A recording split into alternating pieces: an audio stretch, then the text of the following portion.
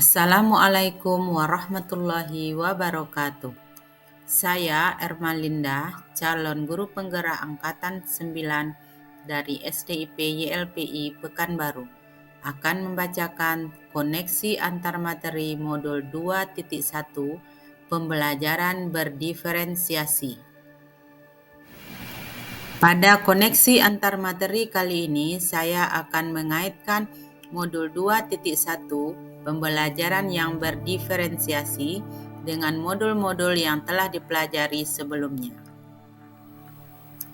Apa itu pembelajaran berdiferensiasi dan bagaimana pembelajaran berdiferensiasi dilakukan di kelas? Pembelajaran berdiferensiasi. Pembelajaran berdiferensiasi adalah usaha guru untuk menyesuaikan proses pembelajaran di kelas untuk memenuhi kebutuhan belajar murid. Menurut Tomlinson, seorang guru melakukan usaha yang konsisten untuk merespon kebutuhan belajar murid. Pembelajaran berdiferensiasi adalah serangkaian keputusan masuk akal atau common sense yang dibuat oleh guru yang berorientasi pada kebutuhan belajar murid. Cara melakukan pembelajaran berdiferensiasi di kelas, antaranya pertama mendefinisikan tujuan pembelajaran dengan jelas, kemudian menyesuaikan rencana pembelajaran dengan kebutuhan belajar murid, dan menciptakan lingkungan belajar murid yang mendukung semangat murid untuk belajar. Kemudian memanajemen kelas yang efektif dan melakukan penilaian yang berkelanjutan.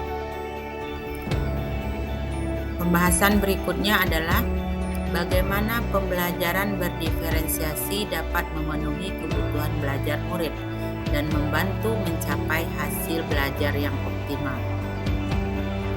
Yang dapat dilakukan dalam pembelajaran berdiferensiasi adalah guru memetakan kebutuhan belajar murid dalam 3 aspek. Yang pertama, kesiapan belajar murid atau readiness, yaitu kapasitas untuk mempelajari materi, konsep atau keterampilan baru. Kemudian minat murid. Menurut Tomlinson, tujuan melakukan pembelajaran yang berbasis minat adalah membantu murid menyadari bahwa ada kecocokan antara sekolah dan kecintaannya, juga meningkatkan motivasi murid dalam belajar. Yang ketiga, profil belajar murid. Bertujuan untuk memberikan kesempatan kepada murid untuk belajar secara alami dan efisien. Dalam belajar, murid mempunyai gaya belajar tersendiri, yaitu visual, belajar dengan melihat, auditorial, belajar dengan mendengar, dan kinestetik, belajar dengan melakukan.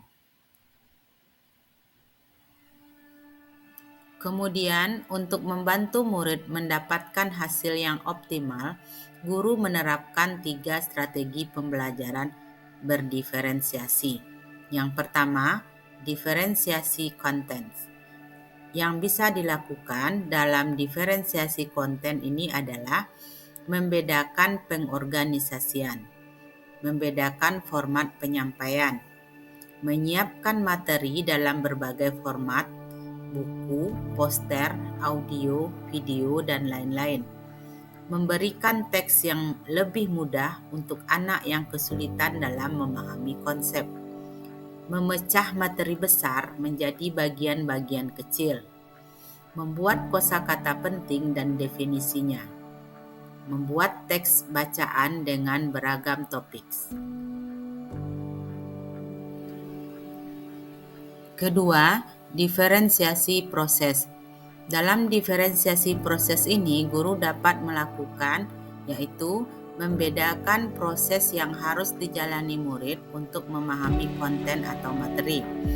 Kemudian memberikan scaffolding sesuai kebutuhan murid. Membentuk kelompok belajar bagi murid yang mengalami kesulitan sebagai kelompok belajar tambahan, dan memberikan pilihan kepada murid untuk membaca secara individu ataupun berkelompok. Yang ketiga adalah diferensiasi produk. Guru dapat melakukan yaitu membedakan dan memodifikasi produk sebagai hasil belajar, menerapkan dan mengembangkan apa yang telah dipelajari murid. Murid yang memerlukan bimbingan dapat menjawab pertanyaan mengenai konten. Murid yang cukup mahir dapat membuat presentasi yang menjelaskan penyelesaian masalah sederhana.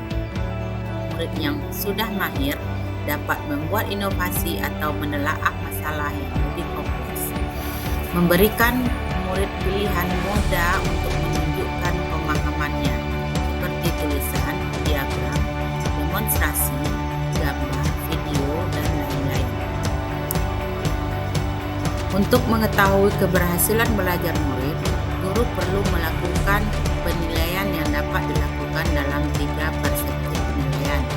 Yang pertama, assessment for learning, yaitu penilaian yang dilakukan selama berlangsungnya proses pembelajaran.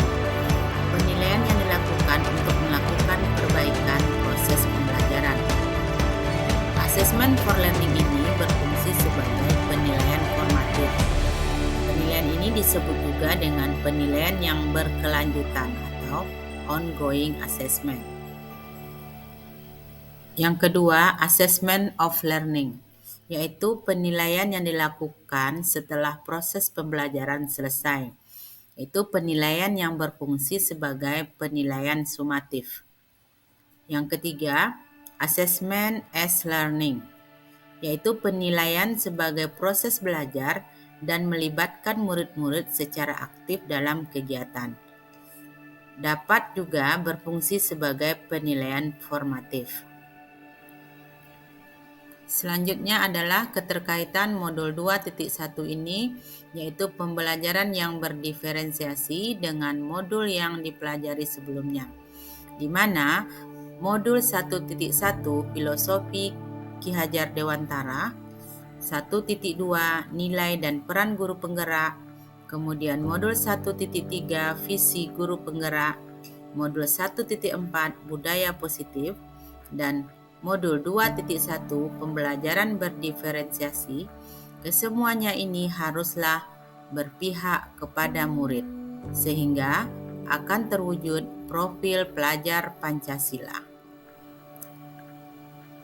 Filosofi Ki Hajar Dewantara, di antaranya adalah, menurut Ki Hajar Dewantara, pendidikan adalah menuntun segala kekuatan kodrat yang ada pada anak-anak agar mereka sebagai manusia ataupun anggota masyarakat dapat mencapai keselamatan dan kebahagiaan yang setinggi-tingginya. Pembelajaran berarti menuntun anak menjadi manusia yang merdeka sesuai dengan kodrat alam dan kodrat zaman. Kita menyadari bahwa setiap anak adalah unik dengan kodratnya masing-masing. Nilai dan peran guru penggerak.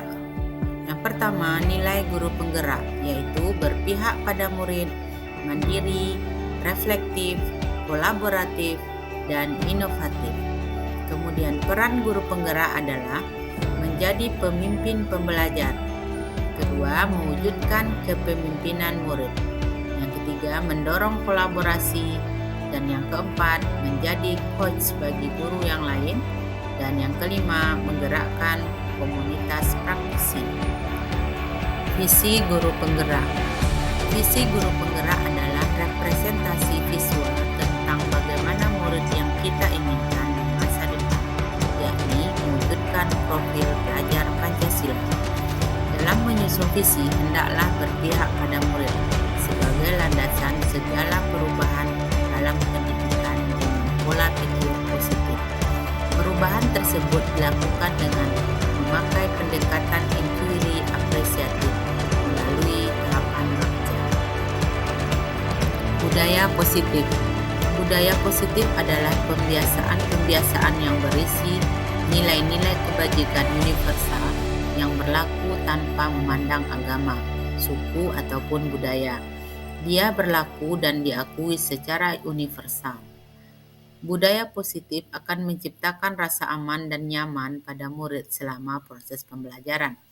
Budaya positif dapat mendorong murid untuk mampu berpikir, bertindak, dan menciptakan sebagai proses memerdekakan dirinya sehingga lebih bisa mandiri dan bertanggung jawab.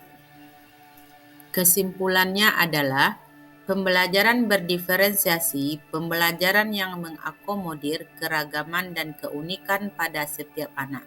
Hal ini sangatlah sesuai dengan pemikiran Ki Hajar Dewantara bahwa pembelajaran haruslah berpihak kepada murid. Tugas kita sebagai guru adalah memastikan murid tumbuh dan berkembang di lingkungan belajar yang memungkinkan murid tumbuh berkembang sesuai kodratnya masing-masing. Ketika guru penggerak sudah mampu memahami nilai dan perannya, mampu menentukan visinya yang berpihak kepada murid, dan menerapkan budaya positif di kelas dan lingkungan sekolahnya, maka guru penggerak akan bisa menentukan pilihan terbaik yang akan diterapkan dalam pembelajaran di kelas yang sesuai dengan kebutuhan setiap anak. Demikianlah pemaparan koneksi antar materi modul 2.1 pembelajaran berdiferensiasi. Terima kasih. Assalamualaikum warahmatullahi wabarakatuh. Salam guru penggerak, tergerak, bergerak, menggerakkan.